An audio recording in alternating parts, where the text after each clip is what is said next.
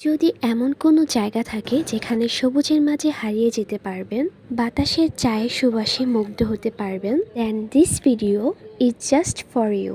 আসসালামু আলাইকুম এভরিওয়ান, সবাই কেমন আছেন? আশা করি সবাই ভালো আছেন। আলহামদুলিল্লাহ, আমিও ভালো আছি। সকাল সকাল চা খেয়ে আমরা বের হয়ে গিয়েছিলাম শ্রীমঙ্গলে যাওয়ার জন্য। আমরা চেয়েছিলাম অনেক ভোরে রওনা দিব, বাট আমাদের অনেকটা লেট হয়ে গিয়েছে। এর হতে হতে অলমোস্ট 8টা বেজে গিয়েছিল। আর আমরা সিলেটে এসেছিলাম। আমার নানুদের গ্রামের বাড়ি হচ্ছে সিলেটে। আর নানুদের বাসা আসলে আমরা সবসময় সিলেটের অনেক জায়গাগুলো ঘুরি।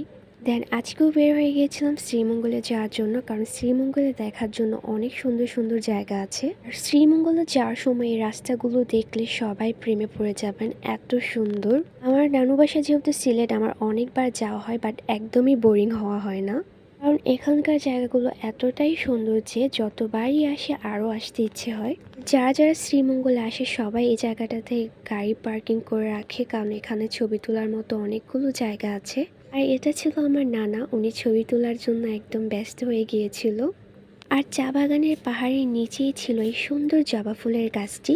আর গাছটা দূর থেকে দেখে এতটা সুন্দর লাগছিল, পুরোটা গাছেই ফুলে ভরা ছিল, তাই ভিডিও না করে আর পারলাম না। আর আমরা সবাই এখান থেকে একটা করে ফুল ছিঁড়ছিলাম ছবি বা ভিডিও মেক করার জন্য। আর এখানে আশেপাশে অনেকগুলো গাছ ছিল এই জবা ফুলের। আর এখানে নামার পর সবাই ছবি তোলায় একদম ব্যস্ত হয়ে গিয়েছিল। এটা হচ্ছিল আমার একটা কাজিন, ও ভিডিও বানানোর জন্য একদম ব্যস্ত হচ্ছিল।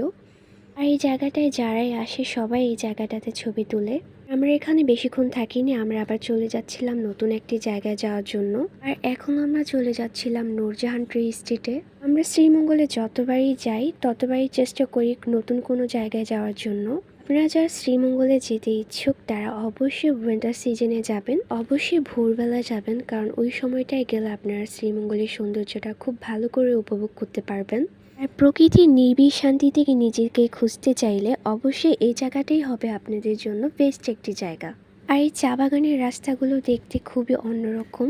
আর আমরা যে রাস্তাটা দিয়ে যাচ্ছিলাম এই রাস্তাটার দুপাশেই ছিল পাহাড়, আর রাস্তাটাও তত বেশি চড়া ছিল না। এই জায়গাগুলো দিয়ে যখন আপনারা ফার্স্ট যাবেন তখন অনেক বেশি এনজয় করবেন। আমাদের কাছে তো ভীষণ ভালো লাগছিল। ফাইনালি আমরা এসে পড়েছিলাম নূরজাহান টিলাতে। শ্রীমঙ্গল জায়গাটা অসম্ভব সুন্দর। এটি শুধু বাংলাদেশের চায়ের রাজধানী না, এটি একটি অপরূপ সৌন্দর্যের জগৎ। প্রতিটি টিলা যেন প্রকৃতির আঁকা একটি অনন্য শিল্পকর্ম। শ্রীমঙ্গলের পথে পথে শুধু চা বাগানই নয়, এখানে আছে লাল মাটির টিলা।